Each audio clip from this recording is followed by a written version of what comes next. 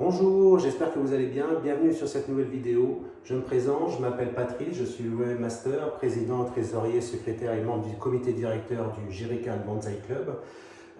Si vous ne l'avez pas encore fait, je vous invite tout de suite à partager cette vidéo, à cliquer sur le pouce j'aime, à vous abonner ici, la petite cloche ici pour les notifications et vous aurez tout plein d'avantages.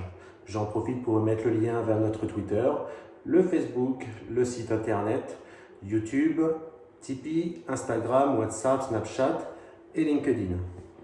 Voilà, aujourd'hui format court, un format court pour vous expliquer un peu sur cet arbre les mésaventures qu'on a eues.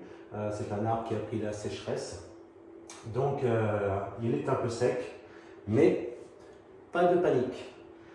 Avant, je vais vous parler un peu de cet arbre. Cet arbre, c'est un arbre qui m'a été offert il y a quelques années par Michel Sakai. Donc, c'est un arbre qu'on appelle la fracture. La fracture, c'est un arbre 4.0, l'arbre du futur, j'ai envie de dire, l'arbre connecté, enfin plutôt déconnecté, parce qu'il a la particularité de ne pas avoir de nébari. C'est un arbre qui est déconnecté à ses racines complètement. Donc, il a pris un petit coup de chaud. Et c'est l'objet de notre vidéo aujourd'hui. Bruno, non, tu ne peux pas toucher le tronc parce que tu n'as pas les gants. Moi, je mets toujours les gants.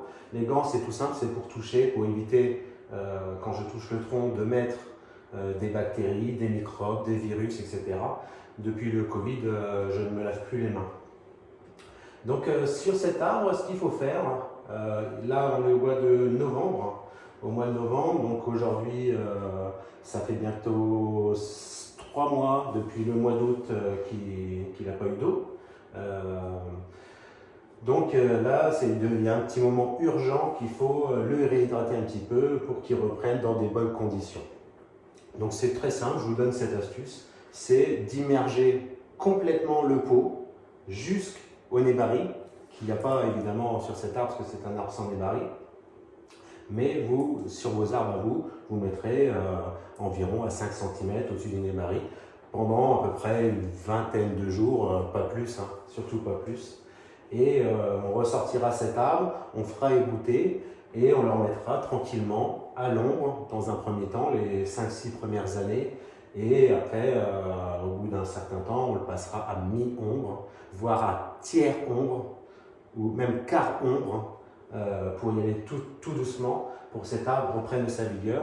Et là, bon, je ne suis pas inquiet, il va reprendre. Hein. Ça, c'est un arbre, je le connais bien, ça fait des années que je l'ai. C'est un arbre qui va vraiment bien reprendre.